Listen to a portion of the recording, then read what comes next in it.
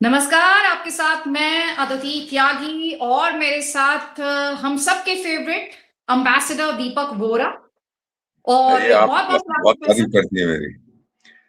ये आप जो कहती है ना कि सबके फेवरेट, सर्वे किया आपने? हाँ, मैंने सर्वे किया है सर, मैंने सर्वे डोनाल्ड किया ट्रंप का है। फेवरेट नहीं हूँ मैं। मैकडोनाल्ड ट्रंप मुझसे इतनी दोस्ती नहीं करता है। खैर गो हम अहेड। सबके डोनाल्ड ट्रंप की बात नहीं करती मैं तो भारतीयों की बात करती हूँ sir. Thank you, thank you. लेकिन आप डोनाल्ड बड़ी ट्रंप अच्छी की बात हम करेंगे। हम बिल्कुल। सबके में भले ही डोनाल्ड ट्रंप शामिल ना रहे हों, लेकिन खबर जो है बड़ी खबर है और यूनाइटेड स्टेट्स ऑफ अमेरिका से ये खबर है, प्रेसिडेंट ट्रंप से जुड़ी हुई खबर है और उनके जो टैरिफ्स, डार्लिंग टैरिफ्स थे, उनको एक झटका दिया उन्हीं के देश की सुप्रीम कोर्ट ने। उसी के बाद सर मेरे मन में तो सिर्फ एक ही लाइन आ रही है कि एम्बेसडर वोरा खुश तो बहुत होंगे आप। ऑलराइट। ये जो हम बात कर रहे हैं, सुप्रीम कोर्ट ने जो डोनाल्ड ट्रंप को एक तमाचा मारा है, तो मैं इसको ये कहता हूँ कि this is a slap in the face. जहां तक इलेक्टरल कंसिडरेशन हो, लीगली उसके पिछवाड़े में लात मारी है, पॉलिटिकली काफी नुकसान पहुंचाया है रिपब्लिक्स को। इसका बैकग्राउंड ये है बेटा, ये 1977 में international emergency economic powers act, उसको IEEPA कहते हैं, वो पास किया गया था, जो राष्ट्रपति अमेरिका की को ये अथॉरिटी देता है कि आप अंतरराष्ट्रीय कॉमर्स को, यानी ट्रेड को, बाइंग एंड सेलिंग को आप रेगुलेट कर सकते हैं after declaring a national emergency. अगर आप देखते हैं कि कोई अनोखा जो है थ्रेट है अमेरिका को, अमेरिका के अंदर हो सकता है या अमेरिका से बाहर हो सकता है, तो आप फिर जो अंतरराष्ट्रीय ट्रेडिंग चलती है, आप उसको काफी हद तक कंट्रोल कर सकते हैं। एंड इसमें जो है कई केसेस आए हैं, लिटिगेशन काफी हुआ है, बहुत सारे केसेस हुए हैं। एक था फॉर कई हुए हैं। आप पढ़ सकते हैं। एक फाइनेंशियल होता था, मुझे याद है जब मैं अमेरिका में पोस्टेड था, उसका नाम था मार्क मार्क पुअर या मार्क रिच, ऐसे कुछ उसका नाम था। तो उसने कहा कि तू बहुत बदमाशी करता है, क्योंकि उससे कहा गया कि जब ईरान हॉस्टेज क्राइसिस हो रही थी, जब उन्होंने पकड़ के रखे हुए थे वो सारे, तो उन्होंने कहा कि आप उस समय ईरानियन ऑयल के अंदर ट्रेड कर रहे थे, दैट्स अ थ्रेट, क्योंकि अमेरिका के डिप्लोमेट्स पकड़े हुए थे ना, आपको याद होगा, तेहरान की एम्बेसी में। तो उसने कहा ये बदमाशी कर रहे हैं। तो काफी सारी ऐसी चीजें हुई थी। और फिर ये भी कहा था कि ये जो क्रेडिट स्विस जो बैंक है बहुत बड़ा, वो भी वो देश जिनको किसी भी प्रेसिडेंट ने IEEPA के अंडर सैंक्शन किया हो, वो उसके साथ बैंकिंग का काम कर रहे थे। हैं तो बदमाश लोग सब, अपना मुनाफा फायदा देखते हैं। तो कई ऐसे केसेस हुए हैं जिसमें इन लोगों ने फायदा उठाने की कोशिश की है, लेकिन हमेशा कोर्ट ने ठुकरा दिया। अब अमेरिका की बड़ी दिलचस्प चीज ये है कि वहां पर सेपरेशन ऑफ पावर्स है। एक तरफ तो जुडिशरी है, सुप्रीम कोर्ट, दूसरी तरफ एग्जीक्यूटिव है, जिसके चाचा जी हमारे मैकडोनाल्ड ट्रंप हैं, और तीसरी तरफ जो है वो कांग्रेस है, लेजिस्लेचर, उनके पास भी बहुत शक्ति है। तो सुप्रीम कोर्ट का जजमेंट ये है कि जो मैं समझ पाया हूं, और मैं तो रहा हूं कई बार, कि टैरिफ या कस्टम्स ड्यूटी लगाने की जो ताकत है वो कांग्रेस के पास है, और जो IEE पे इंटरनेशनल इमरजेंसी इकोनॉमिक जो पावर्स हैं, प्रेस उसमें तो कोई नाम ही नहीं है, शब्द ही नहीं है कस्टम्स ड्यूटी का या टैरिफ्स का, तो तू कहां से कर रहा है? अब ट्रम्प मेरा ख्याल है कुछ करेगा, या तो वो डिफाई करेगा। पहले भी कुछ प्रेसिडेंट्स ने कोशिश की है, बट एंड में वो कहते हैं कि ये बड़े बदमाश हैं, सुप्रीम कोर्ट बड़े गंदे हैं, बड़े चोर हैं, बड़े डाकू हैं, पर चुपचाप से जो सुप्रीम कोर्ट ने कहा है वो कर देते हैं। सो ये कहानी है। बट ट्रम्प साहब को नो क्वेश्चन, जो सोचता था मुझे कोई हाथ नहीं लगा सकता, ये उसके लिए एक काफी तमाचा है। सो अब वो कुछ और ये जो टैरिफ्स इसने लगाए थे, ये एग्जीक्यूटिव पावर का प्रयोग किया था, एग्जीक्यूटिव डिक्री, कांग्रेस के पास नहीं गया था। जैसे हम लोग ऑर्डिनेंस कहते हैं उसको भारत में, ऑर्डिनेंस इशू करके तो फिर ये कर दिया राष्ट्रपति ने, तो वही करने की कोशिश की थी, पर वो अब उसकी पावर जो है, सुप्रीम कोर्ट ने कहा है कि उसके पास ये अथॉरिटी नहीं है। तो अब आने वाले दिनों में अगले 3-4 हफ्तों में आप देखेंगे कि मैकडोनाल्ड ट्रम्प साहब क्या करते हैं। कुछ ना कुछ तो करेगा, ऐसे हारने वाला तो ये है नहीं। अभी तो वो बोर्ड ऑफ पीस की मीटिंग भी हुई थी वॉशिंगटन में, और वहाँ पे वो कितनी तारीफ कर रहा था, वो जिहादी जो खेती मार्शल है, खेती मार्शल नहीं उसको अंग्रेजी में कहते हैं फील्ड, फील्ड होता है ना खेत, हाँ वो खेती मार्शल की बड़ी तारीफ कर रहा था। और फिर वो जो बदमाश अपने आप को शरीफ कहता है उसकी बड़ी तारीफ कर रहा था, देखा था मैंने। अभी कुछ दिन पहले तो ट्रम्प साहब ने किसी भाषण देते हुए कहा था कि अगर मैं उसमें मध्यस्थता ना करता तो 10 मिलियन लोग मर जाते। तो फिर आज हो गया था 25 मिलियन मर जाते। कल तक आप देखेंगे कि 500 करोड़ मर जाते। वो देखिए बेवकूफ आदमी है, बोलता है 140 करोड़ की हमारी आबादी है, 25 करोड़ की उनके, लेकिन 500 करोड़, वो कुछ भी मन में जो आए वो बोल देता है। तो मुझे ये लग रहा है कि ये अब उन्हीं लोगों के साथ डील करेगा जो इसको कहते हैं कि आप भगवान का दूसरा रूप। वो जो बदमाश अपने आप को शरीफ कहता है, जब शर्म अल शेख में ये मीटिंग हुई थी पीस प्लान की गाजा की, जिसमें ना इजरायलीज को बुलाया था ना पैलेस्टीनियन को, उसने तो बोला था, प्रेसिडेंट ट्रम्प ने कहा कि तू मेरे कान में इतनी मीठी मीठी बातें कर रहा है, सबके सामने बोल। तो वो अपने ऐसा जैसे करते हैं ना ये लोग, हाथ यहाँ रख के, सर ऊपर अल्लाह, नीचे आप ज्यादा बड़े हैं, अल्लाह तो बहुत छोटा है, वो तो कुछ नहीं करता, आप तो सब कुछ है। ये बेवकूफ आदमी। और आज भी ट्रम्प ने उसको बोला कि टाइगर खड़ा हो जा, वो खड़ा हो गया, हाँ जनाब बोलो। उसने कहा देख यार मेरे जूते गंदे हैं, जरा साफ कर दो। अभी करता हूँ साफ, कोई प्रॉब्लम नहीं। ये तो देश की हालत है। लेकिन ट्रम्प का ना एक चीज है बेटा, ये किसी से दोस्ती भी करता है, किसी की तारीफ भी करता है। जैसे ये जब बात कर रहा था अपने बोर्ड ऑफ पीस गाजा में आज, तो वो साथ साथ प्राइम मिनिस्टर मोदी की भी तारीफ कर, ग्रेट गाय ग्रेट गाय। फिर बीच में आता है and field marshal super chap, what a great guy, 25 million लोगों को मरने से बचा दिया। और फील्ड मार्शल मैंने बचा दिया। तूने क्या बचाया? ट्रम्प कह रहा है मैंने बचाया था। एनीवे, सो ये बड़ा मर्क्यूरियल आदमी है, अनप्रिडिक्टेबल है, और आने वाले कुछ सप्ताह में, कुछ दिनों में भी आप देखेंगे। और फिर कल सारा इसका एनालिसिस निकलेगा वहां के अखबार में। अभी तो कुछ ही घंटे हुए हैं, डिसीजन आया है। मैंने अपने लोगों से बातचीत की, जो मेरी फ्रेंड्स हैं, उन्होंने कहा कि ये काफी सख्त जजमेंट है सुप्रीम कोर्ट का, और अगर इसको ओवरटर्न करना है तो फिर कोई बहुत जबरदस्त चाल चलनी पड़ेगी, नहीं तो नॉर्मली सुप्रीम कोर्ट का ऐसा डिसीजन फुल एंड फाइनल होता है, उसको चैलेंज करना बड़ा मुश्किल है। यहाँ फिर over a period of time ये ऐसे जजेस भर दे जो ट्रम्प के चमचे हैं, फिर वो अपना ही डिसीजन रिव्यू करेंगे। सुप्रीम कोर्ट अपने डिसीजन को रिव्यू कर सकता है, कांग्रेस नहीं कर सकता, राष्ट्रपति नहीं कर सकता।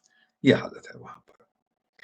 सो आई एम एक्सपेक्टिंग, जिसको हम कहते हैं ना अंग्रेजी में पॉलिटिकल फायरवर्क्स, वो आप वहां देखेंगे। अब तो इलेक्शन भी होने वाली है मिड टर्म कांग्रेस के लिए, और उसमें भी लगता है कि रिपब्लिकन्स को मार पड़ने वाली है। अब मेरे को डर इस बात का है, चिंता इस बात की है कि अमेरिका के लोग तो अब सारी बात करेंगे कि डोनाल्ड ट्रंप बेवकूफ, देख तेरे को कोर्ट ने भी तमाचा मारा है, ये ईरान पे हमला करेगा, तैयारी कर रहा था, अब जल्दी करेगा ताकि लोगों का ध्यान बढ़ जाए। अल्टीमेटली बेटा आप तो मीडिया पर्सन है, मीडिया ही डिसाइड करता है कि हम लोग क्या सोचते हैं। अगर आप हमको जानकारी नहीं देंगे तो हमें पता कैसे लगेगा? तो मेरा मानना है कि ये सारी मीडिया की अटेंशन डाइवर्ट करेगा ईरान पे, और ये मारेगा उनको सर, नो क्वेश्चन। इतना पैसा जो खर्च किया है, आधी तो वहां की नौसेना पहुंच गई है ईरान के इर्द गिर्द, और मुझे लगता है कि ये अब ईरान को छोड़ेगा नहीं, मारेगा। फिर सब लोग इकट्ठे हो जाएंगे, देखो जी ईरान इतना बदमाश देश है, वो हुती हिजबुल्ला, क्या है तीसरा, हमास की समर्थन करता है, बाकी सबके साथ दुश्मनी करता है। तो बहुत सी चीजें ऐसी आएंगी कि ईरान का कोई अधिकार नहीं है वो जो मिडिल ईस्ट है वहां पे पंगा ले, क्योंकि वो तो बहुत दूर है वहां से, 1700-1800 किलोमीटर दूर है। सो मेरा feeling is that the Americans be very happy, और अरब देश भी बहुत खुश होंगे कि ईरान को इसने ठोक पीट के सही कर दिया है। ये मेरा मान, और ये अब जल्दी करेगा इससे डाइवर्ट अटेंशन करने के लिए। अच्छा, तो सर मैं आपसे, क्योंकि हम तो भारत में हैं, भारतीय हैं, तो मैं आपसे ये समझूं, ये जो इनके सुप्रीम कोर्ट का डिसीजन है जिसपे आप कह रहे हैं कि डोनाल्ड ट्रंप के लिए बहुत बड़ा झटका है, इसका जो भारत है उस पे कोई असर नहीं पड़ता है ना? अभी क्लियर नहीं है। एक चीज तो है कि क्या जो अभी तक ड्यूटीज ये कलेक्ट कर चुका है, दिसंबर से लेकर अभी तक इसने 133 बिलियन, ये फेडरल डेटा की बात कर, अमेरिकन जो सरकार है उसका सेंट्रल। अपना डेटा। हाँ, $133 बिलियन उन्होंने किया है इकट्ठा, और फिर आने वाले 10 साल में हो सकता है 3 ट्रिलियन, ट्रिलियन में 12 शून्य होते हैं। लेकिन अब क्वेश्चन ये होता है कि क्या इसको वापस करना पड़ेगा? अब ये वापस कैसे करेगा? वापस कौन करेगा? सबसे पहले किसको जाएगा? किसके पास इतना पैसा? ये भी एक it's going to be a very complex and messy issue, क्योंकि अगर आप देखें जो कोर्ट ने कहा कि तेरे पास अधिकार ही नहीं है, तो वापस कर। मिसाल के तौर पे आपने एक कैदी को जेल में डाल दिया, लोअर कोर्ट ने, सुप्रीम कोर्ट आगे कहती कि आपके पास तो अधिकार नहीं है इसको जेल में डालने का। अब क्या होगा उस कैदी का? छोड़ा जाएगा कि नहीं छोड़ा जाएगा? दीज आर द इश्यूज जो इनको बात करनी पड़ेगी। एक और चीज इसमें बड़ी मजेदार चीज है कि ये जो इंटरनेशनल इमरजेंसी IEEPA, जिसको हम कहते हैं international emergency economic powers act, इसमें क्या कहते हैं कि इसमें इसमें एक चीज है कि सुप्रीम कोर्ट ने यह कहा है, जो चीफ जस्टिस है, कि जो फ्रेमर्स ऑफ द कॉन्स्टिट्यूशन है अमेरिका के संविधान के, तो उन्होंने कभी नहीं कहा कि आप राष्ट्रपति जी आप जो टैरिफ लगाना चाहें लगा सकते हैं। ये तो इमरजेंसी में लगे हैं। आपको क्या खतरा था जो आपने ये लगा दिए? और इतना सारा पैसा जो है इसको वापस कौन करेगा? तो ट्रंप के वकीलों ने कहा था कि देखिए साहब, जिन्हें जो टैरिफ लगाए ये तो विदेश नीति का हिस्सा है, तो आप लोग कृपया हमारी विदेश नीति में हिस्सा ना। सुप्रीम कोर्ट क्या विदेश नीति गई अमृतसर? तो आप लोग लीगल प्रिंसिपल से आप जीत नहीं सकते, आप हार जाएंगे, तो हरा दिया उसको। तो काफी इसमें दिलचस्प चीजें हैं। अभी तक जिन प्रेसिडेंट्स ने सुप्रीम कोर्ट की डिसीजन को नहीं स्वीकार किया, गाली गलौज किया, लेकिन इनमें चुपचाप से स्वीकार कर लेते हैं। So this is going to happen. क्या करेगा? कुछ और अथॉरिटीज लाएगा, भाई इस कानून में नहीं तो उस कानून में मैं करूंगा, ये करूंगा, वो करूंगा। अब भारत पे क्या इसका असर पड़ेगा? जो हमारी ट्रेड अग्रीमेंट है वो तो चल रही है, अभी तो पूरी वो पब्लिश भी नहीं हुई है, तो लोग बड़ी बड़ी आलोचना करने लग गए हैं सरकार की, ये कर दिया आपने, ये कर दिया। अरे आपको कैसे मालूम है क्या करे? ट्रंप ने आके आपके कान में बोला था जी ये कर दिया। So there are issues involved, और मेरा मानना है कि ये आसान नहीं होगा इसको रिवर्स करना, और इसकी जो बाकी हैं जैसे टैरिफ को अगर क्या वापस करने पड़ेंगे या नहीं करने पड़ेंगे, बड़ा कॉम्प्लेक्स इशू है। तब देखते हैं इसके बाद आगे क्या होता है। यहां तो तक जैसे मेरी कि जानकारी। सर, जैसे अभी आपने कहा कि ऑपोजिशन ने अभी डील आई नहीं, डील साइन हुई नहीं और इन्होंने पहले ही हंगामा करना शुरू कर दिया।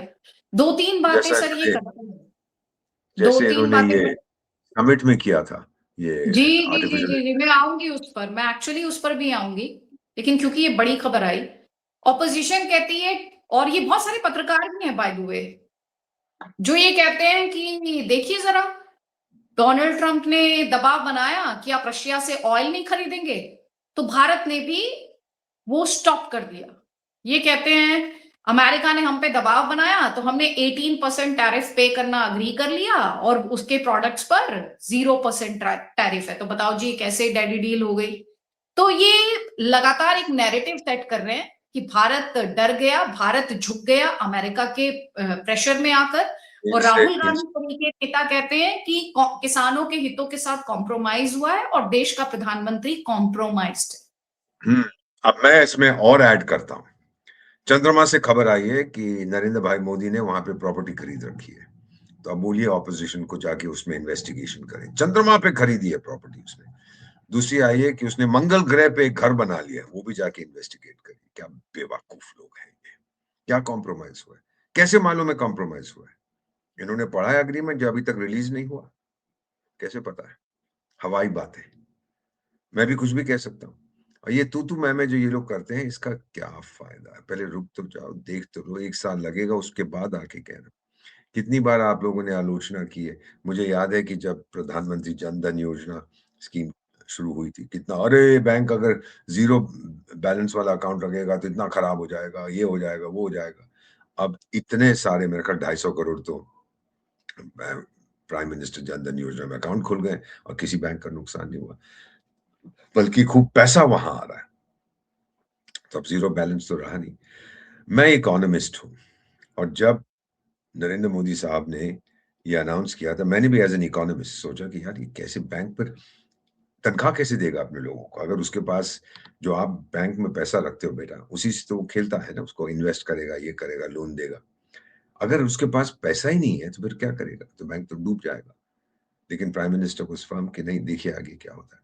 और मैं स्वीकार करता हूँ कि वो सही थे, मैं गलत था एज एन इकोनॉमिस्ट। मैंने नई इकोनॉमिक्स सीखी है कि जहां पर इस टाइप की एक पॉलिसी आप लाते हो तो फिर वो एक ज्वालामुखी की तरह होता है और फिर सारा कारवां उसके पीछे चल पड़ता है। उसके परिणाम इतने जबरदस्त होते हैं, शुरू में आप सोच नहीं सकते। सो अभी जो ये लोग कहते हैं कि उसने ये कर दिया, वो कर दिया, कॉम्प्रोमाइज कर, आपको कैसे मालूम है कॉम्प्रोमाइज कर दिया? आपने तो पढ़ा ही नहीं अभी। ये कैसे आप कह सकते हैं? ऑपरेशन सिंदूर में आप कहते हैं इतने जहाज गिरा दिया, आप गए थे मिलने, गिनने के लिए? कैसे मालूम है आपको? और फिर एक चीज प्रेसिडेंट में ट्रम्प मैंने कह रहे सुना हैं, वो तो ये कहते हैं कि प्रेसिडेंट ट्रम्प कह रहे हैं, भारत जवाब क्यों नहीं देता? कि जवाब देने की जरूरत है। उसने तो ये भी कहा था, किसी व्यक्ति का भी आपने नाम लिया था, तो मैंने सुना ट्रम्प ने कहा था कि वो आदमी नहीं, वो औरत है। तो इनको बोलिए जवाब दे। What kind of nonsense is this? जो कोई कुछ कहता है हमें उसका जवाब देना जरूरी है? चाणक्य नीति नहीं है। इनको कहिए ना पढ़े चाणक्य नीति। नेक्स्ट टाइम आपके पॉडकास्ट में पढ़ के सुनाऊंगा कि चाणक्य ने क्या क्या कहा था।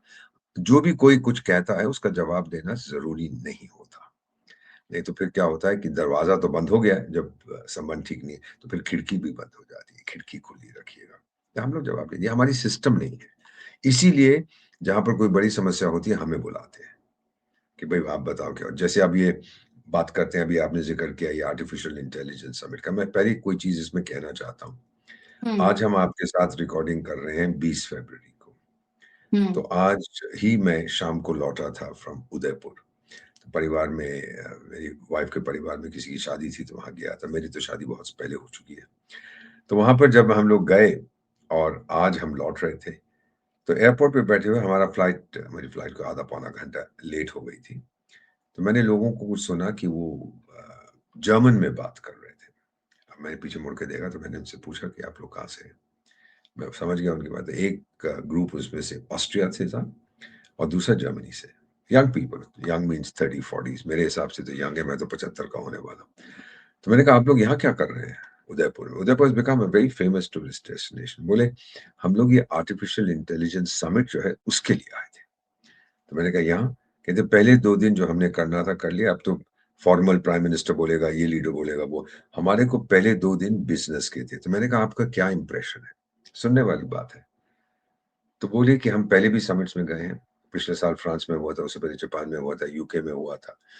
वहाँ पे बातें सियोल में हुआ था। वहाँ बातें करते हैं कि क्या कोड ऑफ कंडक्ट क्या होना चाहिए, कानून क्या होना चाहिए, एथिक्स क्या होना चाहिए। बोले पहली बार हम एक समिट में आए जहाँ वो कह रहे हैं इसका इम्पैक्ट क्या होना चाहिए। सारे देशों पर बराबरी का इम्पैक्ट होना चाहिए। वो संयुक्त राष्ट्र संघ जो बेवकूफ सी संस्था है, मेरी दादी की दादी, उसके सेक्रेटरी जनरल भी बोले कि $3 बिलियन का फंड होना चाहिए। वो आपने कहता रहता, कुछ सुनता तो है। तो इन यंग पीपल ने कहा, मैंने कहा आपका फर्स्ट इंप्रेशन क्या था? कहते पहले दिन इतने लोगों ने रजिस्टर किया, इतने लोगों ने किया, हम तो देख के हैरान हो गए। यंग पीपल, ये जवानी जो आपके देश की है, हम वो ढूंढ रहे थे। हम तो बुढ़े हो चुके हैं इन देशों में। वेस्टर्न यूरोप में तो आप जानते हैं ना कि यंग तो रहे नहीं वो लोग। तो फिर ये एआई जो है, आर्टिफिशियल इंटेलिजेंस, ये यंग पीपल के लिए एक टेक्नोलॉजी, इट्स अ टेक्नोलॉजी अभी भी फिलॉसफी की तलाश में है। इतने समिट्स जो होते हैं कहते हैं भाई इसको कैसे रेगुलेट किया जाए। भारत ने ये कहा है कि इसको रेगुलेट इस तरह से किया जाए कि ये बहुजन सुखाए, जो बहुजन जो हम कहते हैं, सबका इसमें फायदा हो। सारे देश, क्योंकि कई छोटे छोटे देश हैं, बहुत से हैं ग्लोबल साउथ में जिनको हम कहते हैं विकासशील देश, उनके पास मैन पावर नहीं है। वो कैसे समझेंगे इसको, कैसे कंट्रोल करेंगे, कैसे लागू करेंगे? उसमें भारत की जरूरत पड़ेगी। यूरोपियन कंपनियां भी अब आ गई। तो मैंने इन लोगों से पूछा जिनसे मेरी बात हुई कि आप फिर क्या जा रहे हैं? कहते नहीं, हमने कई स्टार्टअप्स के साथ अग्रीमेंट कर लिया, हम इन्वेस्ट करेंगे, क्योंकि जो ब्रेन पावर आप लोगों का है वो बेमिसाल है। And young people. तो मैंने कहा इनको वहां लेके जाओगे अपने देश में? बोले नहीं, यहाँ बैठ के जो हमने करना है करेंगे। और अब हम सिर्फ बाहर के देश, एक दो चीन और अमेरिका वगैरह जो करते हैं, हम उससे संतुष्ट नहीं है। हम यूरोपियंस हैं, हम अपना चाहते हैं। हम हमेशा के लिए डिपेंडेंट नहीं होना चाहते। अगर किसी एक देश पे आप पूरी तरह से निर्भर हो जाओ तो फिर आप आत्मनिर्भर नहीं होते। और जब वो देश चाहेगा, जैसे अमेरिका करता है यूरोप के साथ या चीन करता है, आपके पैरों के नीचे से वो कालीन को खींच लेगा, फिर आपके पास कुछ बचेगा नहीं। सो दे वर सो हैप्पी टू कम। मुझे बहुत गर्व हुआ सुनकर। तो मैंने कहा, आर यू कॉन्फिडेंट कि आप लोग जो इन्वेस्टमेंट कर रहे हो स्टार्टअप्स में? तो बोले, देखिए आपका देश है जहाँ पे 150 स्टार्टअप प्रतिदिन बनते हैं और ज़्यादा इसमें हाई-टेक में है। तो हमको तो समझ आ गया, यहाँ आके हमें पता लगा है कि ताकत भारत की क्या है। फिर मैंने देखा कि आज कुछ डेमोन्स्ट्रेशन किया था, कुछ लोग वहाँ पहुँच गए थे मुश्तंडे और उन्होंने अपनी कमीज़ें उतार दी और सब टी-शर्ट के ऊपर एक ही चीज़ छपी हुई थी। इसका मतलब वो टी-शर्ट बनाई होंगी किसी को ऑर्डर देके। और एक तो उनमें से था, उसने तो पूरी वो बनियान भी नहीं पहनी थी, वो तो अपने आप को सलमान खान का बाप समझता है। वो भी तो उतार देता ना अपनी कमीज़ फ़िल्मों में, मैंने देखा हुआ है। इसने कमीज़ उतार दी। अब बेटा मैं एक चीज़ आपको बताता, आप महिला हैं, वहाँ पर भी महिलाएँ थीं। उम्मीद करता हूँ कि कोई महिला एफआईआर दर्ज करेगी कि इन्होंने मेरी मॉडेस्टी से खिलवाड़ करने की कोशिश की है। आज तो सिर्फ़ ऊपर का हिस्सा उतारा है, कल क्या मालूम क्या करेंगे। उम्मीद करता हूँ, जो मेरे को बताया गया, मैंने बात की कुछ अपने पुलिस फ्रेंड से कि कुछ तो गिरफ्तार कर लिया, क्योंकि इन्होंने झूठ बोल के रजिस्टर किया था एज़ डेलीगेट्स। तो वहाँ जाके ये नौटंकी, और वहाँ के लोगों ने उनका, क्या बकवास कर रहे हो आप लोग? तो फिर मैं डिबेट सुन रहा था किसी चैनल पे, तो उस पार्टी के प्रवक्ता कहे, हाँ जी, डेमोन्स्ट्रेशन करना तो हमारा अधिकार है। यार तुम कपड़े उतार के डेमोन्स्ट्रेशन करोगे? ये कहाँ पे, और यहाँ क्यों करते हो? डेज़िग्नेटेड जगह है, वहाँ जाओ, छाती पीटो, अपने गले को चाकू से काट लो, किसी को क्या फ़र्क पड़ता है? यहाँ पे क्यों? सारा अंतर्राष्ट्रीय दुनिया में जितने देश हैं, सबकी नज़र भारत पर है। और जो विकासशील देश है, मैं जानता हूँ, मैं विशेष सलाहकार हूँ, सब कह रहे हैं, वी वांट इंडिया नाउ, कि हमें रास्ता दिखा, हमारी हेल्प करो कि हम भी इसका फ़ायदा उठाना चाहिए। ये ना हो कि चंद देश ही एआई का फ़ायदा उठाएँ। तो जिन लोगों ने प्रदर्शन किया है, एक तो पुलिस वाले उनको पकड़ लेंगे, क्योंकि उनका पूरा फेशियल रिकॉग्निशन वगैरह होगा, उनके आधार कार्ड भी उन्होंने अपलोड किए होंगे। और दूसरा, मेरी अब ये कन्विक्शन है कि जब आप नेचुरली स्टूपिड हो, तो फिर आर्टिफिशियल इंटेलिजेंस आपकी मदद नहीं कर सकती।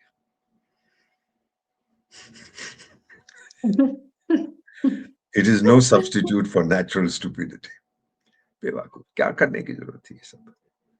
एंड देखिए इवन द सब इनके स्पोक्सपर्सन्स को मैंने देखा, उनको भी बहुत बुरा लग रहा था कि ये क्या कर बैठे। फिर आरोप लगाया गया कि किसी नेता के घर में की गई हैं, किसी लीडर के घर में इधर-उधर ये प्लान बना है। But this is not acceptable, you know. पूरी दुनिया की स्पॉटलाइट भारत पर है। आप ये चीज़ें अगर आप देखिएगा, कल मैं बता देता हूँ कल क्या होगा। जो वेस्टर्न न्यूज़पेपर्स हैं, खासतौर वॉशिंगटन पोस्ट, ये वो सब बोलेंगे, अरे लोग भारत के तो उठ खड़े हैं, बगावत हो गई है। 8 या 10 ये बदमाश आए थे वहाँ पर।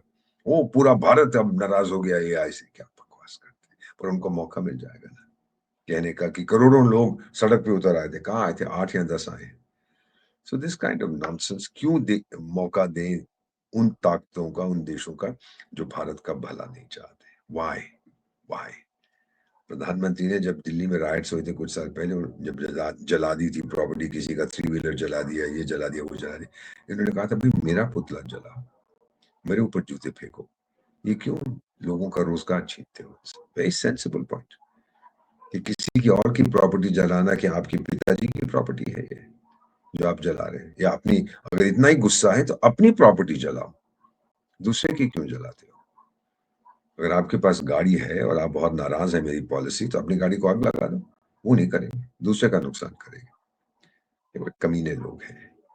But my feeling is that AI summit, मेरा जितने पहले समिट हुए थे, सियोल में हुआ था, इंग्लैंड में हुआ था, फ्रांस में हुआ था, इधर हुआ था, उधर, सबका था, कोई एथिक्स का था, कोई रूल्स का था, कोई रेगुलेट। इस बार था इम्पैक्ट।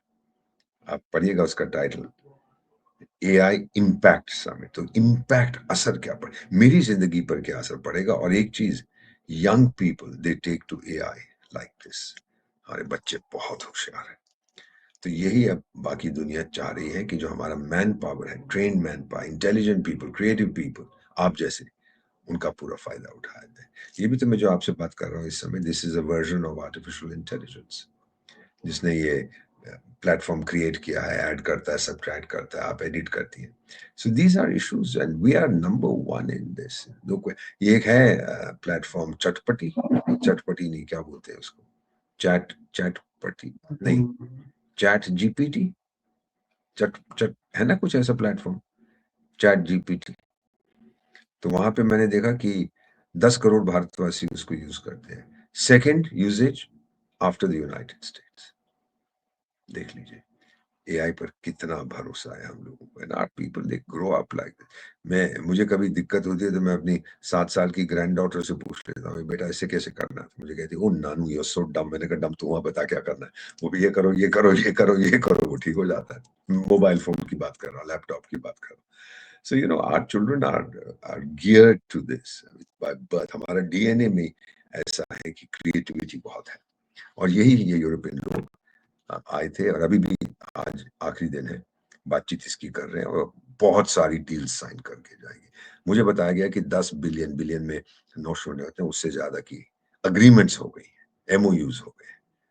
उसका आप फॉलो अप जल्दी जल्दी, सिर्फ हमने एक ही चीज कही थी कि जितनी जल्दी कर सको करिए। और फिर जो यंगस्टर्स आए थे पहले दिन, जो कहते थे अरे वहां तो इतना तनाव हो गया था, केओस हो गया था। भाई ये जो बच्चे आए हैं इनमें उत्सुकता है। They want to be part of the AI revolution. सारी दुनिया समझ गई। हमने तो इम्पैक्ट की बात की, जो अगला समिट होगा उसमें बताएंगे implementation of AI. That will be the actual. वो कानून वानून बनाना, फिलोसफी बनाना, ये तो आप छोले खाओ अमृतसर के, लेकिन उसको इम्प्लीमेंट कैसे करोगे, ये सिर्फ भारत रास्ता दिखा सकते हैं। आप जैसी बेटियां इस देश की रास्ता मार्गदर्शन कर सकती हैं। आपसे बात करके मुझे बहुत ऐसा लग रहा है कि हाँ, भारत ने एक भव्य आयोजन किया है। वरना अगर हम प्रेस की बात करें, आपने तो फिर भी वॉशिंगटन पोस्ट और भारत के बाहर के जो लोकल प्रेस ने पब्लिकेशन, कितना बोला है? हम्म, कितना बोला है आपके लोकल प्रेस ने? हमारे इनमें लोकल से प्रेस में सबसे ज्यादा, आप देखिए अगर, तो एक गलगोटिया, ऐसा लगा कि एआई समिट सिर्फ गलगोटिया इसके बारे में था। या ऐसा लगा कि जिस तरह से लोगों ने रील्स बना के डाले और ये दिखाने की कोशिश की कि वो प्रधानमंत्री आए तो ये बंद हो गया, फलाना को बाहर निकाल दिया, इसको अंदर कर दिया, ये बाहर रह गया, हमको पैदल चल के जाना पड़ गया, हमको ऐसा करना पड़ गया। मैं एक्चुअली आज आपसे इसलिए भी बात करना चाह रही थी कि ये जो भारत को, शायद हमारे यहाँ दूसरे देशों में ये इतनी सेंसिटिविटी है कि वो जानते हैं कि इस तरह के भव्य आयोजन में किस तरह के चैलेंजेस आते हैं और उसके हम बाद क्या पहले कर दिखा। चुके हैं बेटा। जब मैं विदेश मंत्रालय में था, 20 25 30 हेड्स ऑफ स्टेट आते थे नॉन अलाइन मूवमेंट के लिए। अभी 2 साल पहले हमने G20 का किया था। 20 तो उसके सदस्य, उनके हेड्स आए थे और बाद में उसके साथ साथ हमने 4-5 और लोगों को बुलाया था। तो हमारा तजुर्बा बहुत है, हम कोई गलती नहीं करते। सिर्फ मजेदार बात यह है, जिसको मैं पॉजिटिव देखता हूँ, आपने अनुमान लगाया था कि 1 लाख रजिस्ट्री होगी, लास्ट मोमेंट पे 2.5 लाख तक चला गया। सब बच्चे आ गए वहां पे। They want to know, this is very positive. ये कह रहा हूँ जी आयोजन नहीं ठीक है, और टाइगर यार तुसी की करोगे? आयोजन हमने किया, मैंने खुद किया। मैं हमारे प्रोटोकॉल डिवीजन में होता था, कॉन्फ्रेंस डिवीजन में था, तो मैंने देखा we are able to handle anything. और बड़ी अच्छी तरह से किया। जो लोग घूमे फिरे, भारत को देखा, समझे। और सिर्फ उन्होंने एआई के लिए की बातचीत नहीं की। जिन लोगों को मैंने जिक्र किया, मैं उदयपुर में मिला था, तो टूरिज्म को भी बूस्ट मिल रहा है। So you know there are many spin offs. और आपका जो लोग ये नैरेटिव बनाते हैं, फिर ये बॉट्स का प्रयोग करते हैं, वो भी एआई है, कि उसको एम्पलीफाई किया जाए। एक आदमी लिखेगा, लेकिन फिर 1 करोड़ दूसरे विषय नाम लेके उसको करेंगे, मल्टीप्लाई करेंगे, बताने के लिए कि सारी दुनिया इसके बरखलाफ है। तो ये जो है, पीएम साहब ने जो कहा था, it has to be democratic and it has to be for development. क्योंकि क्या मिलेगा हमको? हमको चाहिए, उन्होंने कहा था कि India offers you diversity, demography and democracy. तो डाइवर्सिटी तो हमारी जबरदस्त है। फिर डेमोग्राफिक जो हमारा डिविडेंड है वो भी है। अरे जितना मर्जी गाली देनी है दो भाई, टाइगर लोग, मुझे कोई दिक्कत नहीं है। आप लोगों का काम है गाली देना, हमारा काम है आगे बढ़ना। सो this is the important thing, you know. क्या और फिर मैसेज आता है? बाहर के दुश्मनों से मैं निपट सकता हूँ, फौज बैठी है ठोक पीट आएगी। अंदर के दुश्मनों के साथ हमें निपटना है। पर मुझे बड़ा अच्छा लग रहा है कि अब ये जिन लोगों ने आज का प्रदर्शन किया था, उन्हें गिरफ्तार कर लिया, काफियों को कर लिया, बाकी आज अब वो भाग रहे हैं, छुप रहे हैं। क्यों भाई? इतना जो नौटंकी करने का शौक था, सामने आओ और किसी यू नो ऑब्सैनिटी एक्ट के अंदर बंद कर दो इनको, फिर देखते हैं क्या होता है, कौन बचाने आता है। हम तो सुन रहे हैं किसी नेता ने इनको प्रोत्साहित किया, तो उसके घर में ये साजिश रची गई थी। इतना इनका गुस्सा है against the prime minister. All right, PM साहब हैं, चले जाएंगे, मैं आज हूं, चला जाऊंगा, भारत तो अमर है ना। आपका गुस्सा एक व्यक्ति के अगेंस्ट है तो देश के अगेंस्ट क्यों निकालते? ये मुझे कभी समझ नहीं आया। और ऐसी चीज अगर कुछ हुई होती जो इन्होंने किया, हरकत की है, जापान में होती या जर्मनी में होती या फ्रांस में होती, जिनको आप बड़े लिबरल कहते हो, तो उठा के ले जाके 15-20, अमेरिका में होती तो 30-30 साल के लिए अंदर कर देते। ये तो बाहर ना निकलते। तो फिर ये ये सवाल चीजें क्यों है कि छोटी डेमोक्रेसी है? ये तो फिर सवाल पूछ लेते ना। फिर बोले। मैं कह रही हूँ ये तो फिर सवाल पूछ लेते सर, अरे ये कैसी डेमोक्रेसी है, सारे इंस्टीट्यूशन खत्म हो चुके हैं और अच्छा, ये इनकी यही लाइन ऑफ आर्ग्यूमेंट होती है। तो फिर एक व्यक्ति है, उसको चुना है देश ने, उसका नाम नरेंद्र मोदी है। किसने चुना है उसको? जॉर्ज सोरोस ने बनाया प्रधानमंत्री, या इन गधों ने बनाया? देश की जनता ने बनाया। और अगर आप जो ताकत है देश की, नेचुरल स्ट्रेंथ एआई, अगर आप उससे खिलवाड़ करोगे तो फिर द इंडियन वोटर बेटा, वो बेवकूफ नहीं है, बड़ा होशियार है। ऐसा तमाचा मारेगा इनको कि इनकी नानी की नानी की नानी की नानी की दादी की परदादी की परनानी याद आ जाएगी इनको। इलेक्शन होंगे, अभी तो कुछ प्रांतों में हो रहे हैं, आप देख लीजिएगा जो परिणाम आएंगे। The people want stability, the people want development. और एआई बेटा एक साधन है। मैं अगले 15 साल की बात नहीं कर रहा, मैं अगले 10 साल या 5 साल, मैं अगले 1 साल की बात कर रहा हूं। जिस रफ्तार से एआई बढ़ रही है, पहले क्या होता है कि सालों सालों तक कुछ नहीं होता है, लेकिन फिर एक हफ्ते के अंदर कई सालों का काम हो जाता है, वो आज हो रहा है।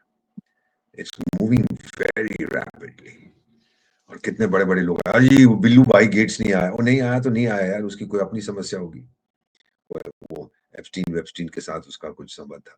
अबे बिल्लू भाई गेट्स अब थोड़ा सा बुजुर्ग हो गया है, अब यंगस्टर्स आ रहे हैं, न्यू आइडियाज, न्यू कॉन्सेप्ट्स, ये सब चीजें जो हैं, मैं इनको देखता हूँ और मुझे बहुत अच्छा लगता है। इट रीअश्योर्स माय फेथ कि ये लोग जितना मर्जी क्रिटिसाइज करें, ये the people of India very sensible, ये सही जवाब देंगे।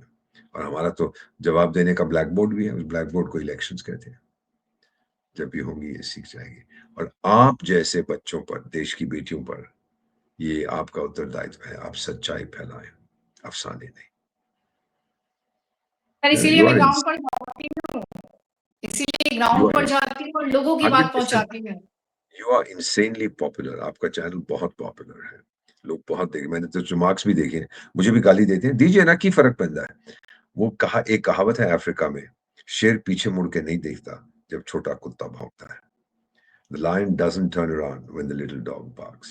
और फिर जो मुझे गाली दे रहे हैं, आपको एक चीज याद करा देता हूँ। My father's family, मैंने स्वीकार किया इसको, was from Afghanistan. So I'm 50% Pathan and 50% my mother's related to a Sikh family. तो पठान और सिख का खून जब मिलता है ना, वो किसी की सुनता नहीं है, सिर्फ देश की सुनता है। वो मैं हूँ बेटा, and I'm privileged to say that I'm an Indian. I mean, वो जिन जिन लोगों से आज मैंने बात की, 7-8 लोगों का ग्रुप, जो वो कहानी बता रहे थे कि हमने जब ये स्टार्टअप से बात की कि तुम्हारा क्या आइडिया, उसने बोला ये, हमने कहा यार इनको कैसे पता है, इस लेवल की बातें होगी। उसकी उम्र 20-25 साल की, but phenomenal ideas, very good. ये भारत है टाइगर, वापस आओ, पैसा लगाओ, यहाँ बनाओ जो चाहिए। It's not just make in India और for India, it's make for the world in India. और ये होगा, आप देखेंगे, क्योंकि इन लोगों के पास वो ह्यूमन रिसोर्स नहीं है, वो मेरे पास सिर्फ, मैं चीन पे कोई भरोसा नहीं करता, एंड दे वांट मी। और फिर अगर मैं कुछ और कहूँ आपसे बेटा, आप बुरा ना मानेंगे, जो करोड़ों लोग उस समुदाय के प्रोग्राम आपका देखते हैं, वो मुस्लिम्स को भी नहीं चाहते हैं, so we don't want them, भरोसा नहीं करते। अब सही करते हैं, गलत करते हैं, I don't want to make a comment, लेकिन भारत ही एक उनके लिए ऑप्शन बनता है। So to this whole week जो हम बात कर रहे हैं, फरवरी की 3rd वीक की या 4th वीक की, it's been game changing situation. इतनी जल्दी जल्दी चीजें हो रही हैं, यहाँ तक कि जहाँ पे मैं था उदयपुर में, जब मैंने उनसे पूछा कि भाई आप लोग अभी एयरपोर्ट आए हो, जिस होटल से ठहरे थे, तो कैसा लगा? बोले मिस्टर एम्बेसडर, आप अपने आप को विकासशील देश क्यों कहते हो? ऐसा इंफ्रास्ट्रक्चर तो हमारे पास भी नहीं है। मैंने कहा मुबारक हो, आइए जय हो आ जाइएगा। It's totally amazing, makhan smooth roads. And now we are beginning to use AI to hmm. develop our infrastructure. यहाँ पे बना है, ऐसा बना है, उधर बना है, तो ये बहुत बहुत उसके एप्लीकेशंस होते हैं। सो ये कहानी है, चमकते रहो, हंसते रहो, मुस्कुराते रहो, भारत को आगे ले जाते रहो। मैं तो बस उसी में एक एक एक सवाल जो है, प्रधानमंत्री का आपने जिक्र किया, प्रधानमंत्री नेक्स्ट वीक जाएंगे इजराइल, इजराइल और कई लोग तो अभी से डिस्कस करने लग गए प्रधानमंत्री क्या ईरान और यूएस के बीच जो चल रहा है, क्या उसमें प्रधानमंत्री की कोई भूमिका होगी? क्योंकि आप तो कई बार कहते हैं कि जब झगड़े होते हैं तो भारत की तरफ लोग भाग के आते हैं, तो हो यू सकता नो है जो ये कहानियां सुना रहे हैं कि इतने जेट गिराए थे, इतने जेट गिराए थे, उनके जेट को बचाने के लिए एक भारतीय प्रधानमंत्री को बोलना पड़े। ये बहरहाल हो मैं सकता है। आपसे हाँ, मैं आपको बता देता हूँ, हम लोग ये कभी ऐसा नहीं करते कि मेरी दोस्ती देश ए के साथ देश बी के को नुकसान पहुंचाए। हमारी रिलेशनशिप बायलैटरल और इंडिपेंडेंट होती है। मान लीजिए चाणक्य ने कहा था कि मेरे दुश्मन का दुश्मन मेरा दोस्त है। ये नहीं कहा कि मेरे दोस्त का दुश्मन मेरा भी दुश्मन है। क्यों भाई? मेरी क्या दुश्मनी है ईरान से? मेरी क्या दुश्मनी है अमेरिका से? कोई नहीं है। अगर ये आपस में बातचीत नहीं करना चाहते और वो अभी कतार में हो रही है मीडिएशन, या इधर हो रही है, उधर हो रही है, किसी दूसरे की बात नहीं सुनते, मेरी बात सुनना चाहते हैं तो चलिए आप दोनों कहिए कि आइए मैं आ जाता हूँ। और इज़राइल में तो उसने एक बहुत मजेदार चीज़ कही है, बीबी नेतन्याहू के प्राइम मिनिस्टर, उसने कहा कि इज़राइल की जो मिलिट्री और इंटेलिजेंस ताकत है, अब हम उसका प्रयोग करेंगे क्रिश्चियन समुदाय के लोगों को बचाने के लिए, क्योंकि मुसलमान उनको मार रहे हैं। बड़ी अहम बात उसने कही है। सो ही इज पीएम साहब जो वहां जा रहे हैं, सिक्योरिटी सिचुएशन डेवलप हो रही है, चेंज हो रही है। अभी हो सकता है कि 25 तारीख तक जब पीएम साहब जा रहे हैं तो ये ठोक दें। श्री डोनाल्ड ट्रंप का तो कोई भरोसा नहीं है, वो ठोक दे, फिर देखते हैं आगे क्या होगा। But I have a feeling that जो पंगा मिडिल ईस्ट में होगा वो जरूर होगा। ईरान को कोई पसंद नहीं करता, जितना मर्जी आप कह लीजिए इतने अच्छे आदमी हैं, मैं वहां गया, मेरी चाय पी, मेरे से पैसे लिए। कुछ लोग ये बकवास करते हैं जिहादिस्तान के बारे में, अरे इतनी दोस्ती है भारत के लिए, मैं वहां गया, रिक्शा में बैठ के यहाँ से वहां तक गया, उसने कहा जी 15 रुपए किराया मैं नहीं लूंगा भारत से। अच्छा जी, मैंने कहा बड़ी अच्छी बात है। तो फिर जिन लोगों को मारते हैं बॉर्डर के ऊपर, उसमें क्या कहना है आपका? फिर चुप हो जाते हैं। हम भी तो कुछ बेवकूफ इमोशनल फूल्स हैं ना। आप बेटा, मैं कुछ नहीं कहूंगा, आप मुझे ये बताइए, ये मेरे साथ हुआ है एक इस्लामिक देश में। मस्जिद में जा रहा था, कहता कि आप मुस्लिम हैं? मैंने कहा नहीं। तो कहता फिर आप नहीं जा सकते। मैंने कहा क्यों? कहता ये सिर्फ मुस्लिम्स के लिए। मैंने कहा मुझे दिखा कुरान में कहाँ लिखा है। तो कहता है आप कुरान पढ़ सकते हैं? मैंने कहा तू बता, आपसे ज्यादा जानता हूँ। फिर मैंने कहा जो मुझे इसको कहना था उसी की भाषा में, तो मुझे कहता है हाथ जोड़ के मालिक अंदर जाओ। मैंने कहा आप लोगों ने बर्बाद किया अपने धर्म को। अरे आप गुरुद्वारे में जाओ, मंदिर में जाओ, कौन पूछता आपसे? कोई नाम नहीं पूछेगा आपका, जाओ। और आप बोल भी दीजिए जी मेरा नाम अब्दुल कादिर है, बोलेगा आइए अजी, आइए, मरहबा, वेलकम, आइए, स्वागत है आपका, जी आया no, nobody will stop you. आप लोगों को क्यों तकलीफ होती है? So this is some of the things. And बेटा मेरा अपना मानना है, जो पीएम साहब जा रहे हैं, जो नेतन्याहू साहब ने कहा है कि क्रिश्चियंस को हम डिफेंड करेंगे, सबका यही मतलब है दैट जो इस समय की स्थिति है उसका उसमें परिवर्तन लाना है। और जो अनसर्टेनिटी है वो कौन सी डायरेक्शन में जाएगा, क्योंकि अल्टीमेटली मिडिल ईस्ट में अगर किसी को सिक्योरिटी देनी है, ब्रिटिश के पास तो दम, यूरोप को भूल जाइए, तो बुढ़ा हो गया, थक गया। अमेरिका जो है वो यूपर से मारेगा बम शॉप पे, भाग जाएगा। और चीन का के ऊपर कोई भरोसा नहीं करता, रूस बड़ा बिजी है ठोकने में यूक्रेन को, तो मैं ही बचता हूँ। मेरे से ही मोहब्बत करते हैं सब लोग, क्योंकि I can deliver, that's the basic thing, right? ठीक है बड़ा साहब, अच्छा लगता है थैंक जब आपके यू। साथ होता हूँ। आज तो लंबा हो गया। नहीं मैं नहीं सोच नहीं रहा था सर, काफी कुछ सीखने को मिला। और आपने भी कहा ना चीन पे भरोसा नहीं करता कोई, उसमें बस एक कोई नहीं कर, छोटी सी लाइन ऐड करनी थी। कोई बाहर करता हो ना करता हो, इस देश के कुछ नेता चीन पे बहुत भरोसा करते हैं, इसलिए वो दिखाने सबसे के लिए ज्यादा मेड इन पैसा चाइना, खाते होंगे, और वो पैसा खाते होंगे या दिखाने के लिए करते हैं, अदरवाइज तो they would never do it. अब लोग जागरूक हो गए ना, अब लोग हम जाग चुके हैं। पहले हम करते थे बहुत कुछ, अब कुछ नहीं होता। जो भरोसा करते हैं करने दो, मुबारक हो, जाके रहो ना, वहाँ इतना अच्छा पैराडाइस है। वहाँ जाके हाय-हाय जो आज किया आपने, वहाँ चीन में करते, तो वो शाम तक सबको क्या कहते हैं, परपेचुअल स्लीप में डाल दिया जाता। वो तो 1 दिन के अंदर उनको सज़ाए मौत सुनाई जाती। जाओ वहाँ जाके ये करो नौटंकी। भारत का हम्म। सिस्टम बड़ा ओपन है, बड़ा लिबरल है, उसका नाजायज़ फ़ायदा ना उठाएँ। यही मेरी आप सबसे विनती है। Thank you thank you sir, बेटा, बहुत अच्छा लगा। Thank you sir. जब भी बुलाती रहिए, बहुत मज़ा आता है आपसे बात बिल्कुल करना। सर, भले ही थैंक यू सो रात मच, का ऑलवेज अ टाइम हो प्लेजर गया। Sir, thank you so much, अरे बेटा, नमस्ते सर। मुझे बहुत अच्छा लगता है। Thank you. खुश थैंक रहो, यू सर, चमकती रहो, अमर रहो। Thank you. Thank you sir, जय हिंद, जय भारत सर।